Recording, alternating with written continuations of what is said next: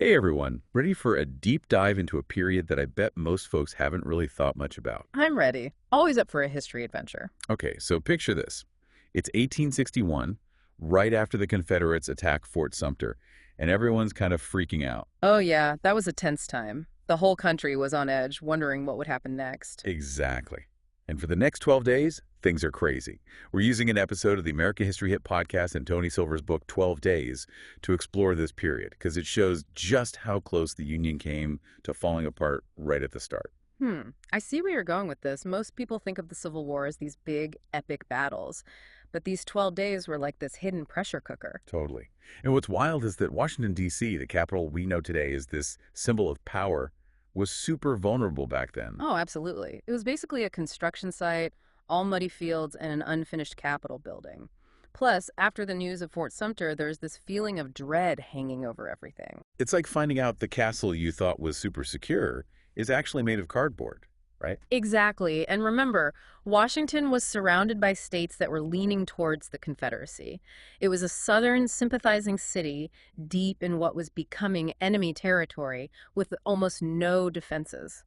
So you're living there, you've just heard about the attack on Fort Sumter, and you realize you're basically a sitting duck. Yeah, not a great feeling. People were terrified. Okay, so if capturing Washington was such a tempting prize for the Confederates, why didn't they just go for it? Seems like a no-brainer. You'd think so, right? Well, that's a question historians are still debating. But one big factor was the U.S. military back then. It was totally different from what we have today. Different how? Well, the founding fathers were really wary of standing armies. They worried about too much military power. So they didn't want a big, powerful army that could potentially be used against the people, right? That's the concern. So they mainly relied on militias organized by each state. And let's just say, a lot of those militias weren't exactly ready for a real war. So it's like they were relying on neighborhood watch groups to defend against a professional army. Pretty much. And to make things worse, the Confederates had been training their militias for months, getting ready for secession. They were organized, armed, and ready to fight. And they knew that grabbing Washington would be a massive win, both strategically and symbolically. No doubt about it. Tony Silver even quotes Confederate leaders saying stuff like, "Let's push the war all the way up to the Susquehanna River." They were fired up. So why didn't they attack? Were they just getting cold feet?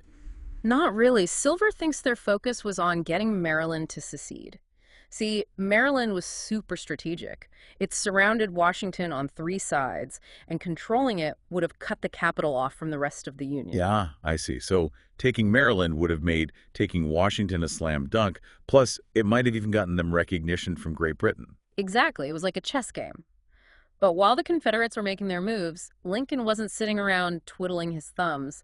He called for 75,000 volunteers to join the Union Army. So, problem solved, right? He's got his army now. Well, not so fast. While lots of Northerners were eager to fight for the Union, most of those militias were still weeks, maybe even months, away from being combat ready. They didn't have the training, the equipment, or the experienced leaders. So even though people were all fired up and patriotic, the actual army was kind of a mess. Yeah, pretty much. There were a few exceptions, like the New York 7th Regiment. They were well trained and equipped, and they were going to be super important. But overall, the Union was in a really shaky position. Okay, so we've got the Union scrambling to get its act together, the Confederates scheming to get Maryland on their side, and Washington stuck right in the middle of all this. What happens next? Well, things took a turn for the worse when Virginia seceded on April 17th. And this wasn't just another state joining the Confederacy. This was a huge deal, both strategically and symbolically. Right. Virginia was where American democracy was born. Washington, Jefferson, Madison, all those guys were from there. It must have felt like the foundation of the country was crumbling. And for Washington, it meant the enemy was practically at their doorstep. The Potomac River, which had once connected the capital to the rest of the country, was now a dividing line between the Union and the Confederacy. And that's when things really start to go downhill for Washington. This brings us to Washington, D.C. becoming completely isolated. Tell me more about that. Well, almost immediately after Virginia seceded, Washington was cut off from the north. Telegraph lines gone, railways blocked, bridges destroyed. Just like that. Pretty much, it was chaos. Imagine the fear and uncertainty in the city, knowing that help was far away and an attack could come at any minute. I can only imagine the feeling of dread hanging over the city. Silver described it as a descent into isolation and panic. People were fleeing the city, fearing the worst. And to make matters worse, Union troops trying to reach Washington ran into trouble in Baltimore. Wait, Baltimore, didn't you say that was a pro-Confederate city? That's right. And when Union troops tried to pass through, they were met with violent resistance from pro-secessionist mobs. This became known as the Baltimore Riot. Hold on, we have to pick that up in the next part. I'm dying to hear what happens there. All right, so before the break, we were talking about Union troops running into trouble in Baltimore. Right, right. So remember, Baltimore was a hotbed of Confederate sympathy. Yeah, you mentioned that.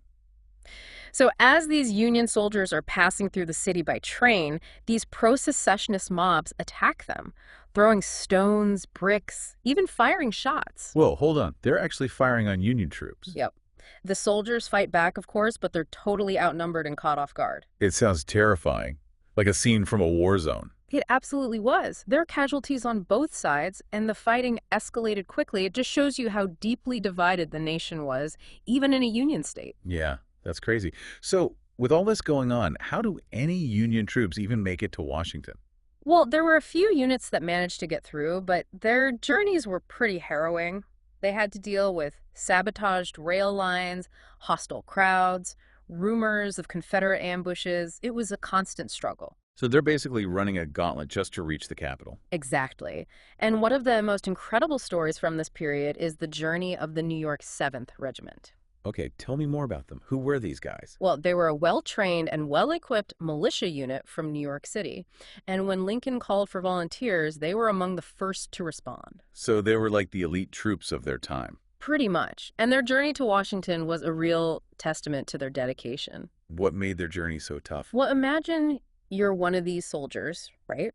You've answered the call to defend your country, and you're suddenly facing this incredibly dangerous and uncertain journey. Yeah, not exactly a walk in the park. Not at all. The rail lines they were using were constantly being sabotaged, so their trip was this chaotic mix of trains, ferries, and even marches on foot. Oh, that's crazy. And they were under immense pressure, knowing that the fate of the capital might be resting on their shoulders. It must have been exhausting, both physically and mentally. Absolutely.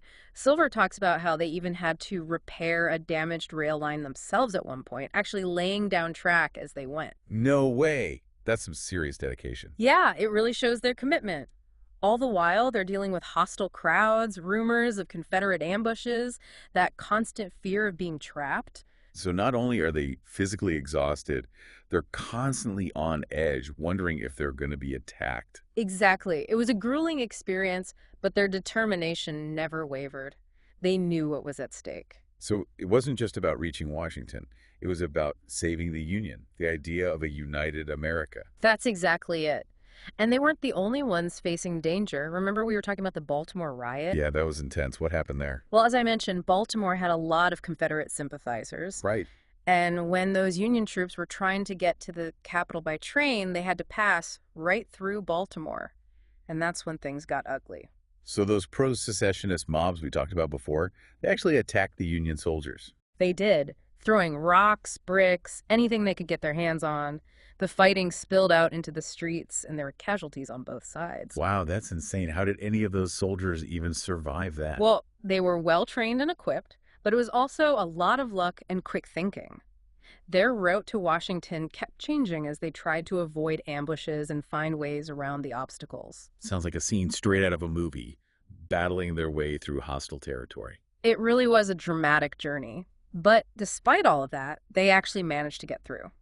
The New York 7th arrived in Washington on April 25th, and they were met with cheers and celebrations. It was a huge relief for the city. It's like that moment in a movie when the cavalry arrives just in time, right? Exactly. And their arrival, along with a few other units that had made it through, marked the end of those 12 terrifying days. They secured the capital, and that bought Lincoln some precious time to get things organized. So they basically saved the day, huh? You could say that. Their arrival was a real turning point, not just for Washington, but for the entire Union war effort. It allowed Lincoln to regroup, call for more troops, and start planning a long-term strategy. It's amazing to think that just a few days earlier, Washington was completely cut off and vulnerable, practically on the verge of collapse. It was a very close call, and it makes you wonder, what if they hadn't made it? What if the Confederates had been more aggressive in those early days? That's a scary thought. Yeah. Earlier you said capturing Washington would have been a huge symbolic victory for the Confederacy. But what about the practical effects? How would it have actually affected the war? Losing the capital would have been a crushing blow for the Union, both practically and psychologically. Imagine the chaos, the confusion, the scramble to find a new capital, not to mention all those vital records and resources they would have lost. It would have been a disaster. Absolutely. And it would have given the Confederacy huge leverage in any peace talks. They could have dictated the terms, maybe even forced the Union to recognize their independence. And we talked about Great Britain watching all this unfold. How would capturing Washington have affected their position? That's a great question. Remember, British recognition of the Confederacy was a real possibility at this point. And if the Confederates had taken Washington, it would have made it even more likely. It would have been a massive PR win for the South. It would have made it hard for other countries to justify supporting the Union, right? Because it looked like the Confederacy was winning, like they were a legitimate government in control of a major city. Exactly. And that legitimacy would have made it so much harder for Lincoln to get the resources and support he needed to win the war. So the Union might have lost its allies too. Wow. It's scary how quickly things could have spiraled out of control. It really shows how crucial those 12 days were. Absolutely. It's important to remember that the danger wasn't just coming from the Confederates. The Union's own internal divisions almost led to disaster. You mean like with the Baltimore riot? Exactly. And that's a story that deserves a closer look, I think. Okay, let's dive into that. So remind me, what happened in Baltimore again? Well, remember that Baltimore had a lot of Confederate sympathizers. And as that train carrying the Union soldiers passed through the city, these pro-secessionist mobs attacked them. They were throwing stones, bricks, even shooting at them. Yeah, you said before that there were casualties on both sides. That's right. It was a really chaotic and violent scene. And it really highlights how divided the nation was, how even in a Union state, the threat of violence was real. It's wild to think that the Union was facing threats from both inside and outside at this critical moment. It was a chaotic and dangerous time, and it's amazing that the Union managed to survive those early days. But it also makes you wonder, what if the Confederates had been more prepared? What if they'd seized the moment and really capitalized on all that chaos and confusion? Yeah, what if? That's a question we'll definitely be exploring more as we continue our deep dive into this period of history. Yeah. It's crazy to think that these 12 days, which most people probably don't even know about, had such a huge impact on the Civil War and on America as we know it today. That's what I love about history, right? Mm. It's full of these hidden turning points, moments where everything could have gone a different way. And what's so great about Tony Silver's book is that he doesn't just give you the facts and figures. He brings those 12 days to life. So it's not like reading a dry textbook. You actually feel like you're there experiencing the fear and the chaos. Exactly. He uses all these firsthand accounts, diary entries, newspaper articles from the time. It's like you're stepping back in time and seeing the world through their eyes. That's amazing. And it makes you realize that history is all about these choices and consequences, these what-if moments. Right. What if things had gone differently? It really makes you think. Speaking of what-if moments, we've talked about how close the Confederates came to actually capturing Washington. Let's play that game for a minute. What do you think would have happened if they'd been more aggressive and attacked the capital right away? Well, it's impossible to know for sure, but it's very likely that the war would have been shorter and probably a lot worse for the Union. Really? How so? Well, think about it. Losing the capital would have been a huge psychological blow to the North. It would have demoralized the Union and might have even pushed some of those border states, the ones that were still on the fence, to side with the Confederacy. And we know that keeping those border states in the Union was really important to Lincoln. Yeah, it was a key part of his strategy. Losing Maryland, for example, would have been a disaster for the Union. It would have given the Confederacy control of the Chesapeake Bay, which would have basically cut off Washington from any help by sea. So not only would they have lost their capital, they'd be strategically trapped. Exactly. And then there's the international angle. We talked about how Great Britain was watching everything really closely. If the Confederacy had taken Washington, they might have gotten that international recognition they were hoping for. It would be hard for other countries to ignore them then, right? They'd look like a real government in control of a major city. That's the point. And that would have made it so much harder for Lincoln to hold the Union together and fight the war. Yeah. He might not have been able to get the resources and support he needed. Wow, so those 12 days really were a make-or-break moment for the United States. They were. And it makes you appreciate the courage of those Union soldiers who rushed to defend Washington even more, right? They weren't just fighting for a city, they were fighting for the survival of their nation. They were fighting to keep America united. And that's a powerful legacy to think about. It shows that even in the most uncertain and dangerous times, there are always people willing to stand up for what they believe in. It's pretty inspiring. It makes you wonder what those soldiers would think if they could see America today. Would they be proud of what their sacrifices helped to achieve? That's a great question. As we look back on those 12 days and remember the courage of those who fought to preserve the Union, we should all be asking ourselves, what are we doing to honor their legacy? What does it mean to be an American today? What values do we share? What challenges do we face together? Those are big questions, Yeah. but they're important ones. They are. And as we explore the past, as we dig into these stories and think about all those what-if moments, we start to understand ourselves better as a nation.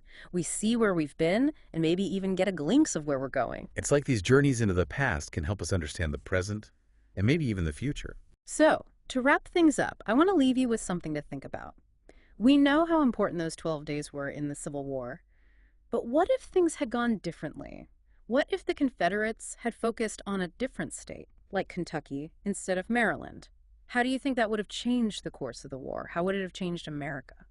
Wow, that's a really interesting thought. It really shows how even small decisions can have huge consequences, shaping the course of history. It's a good reminder that history isn't just a bunch of facts. It's a web of choices, actions, and consequences all weaving together. Well, this has been a fascinating deep dive. Thanks for taking us on this journey. It's my pleasure, and the exploration of history never really ends. There are always more stories to uncover, more connections to make, so keep asking those what-if questions. Keep exploring the past. And until next time, keep diving deep.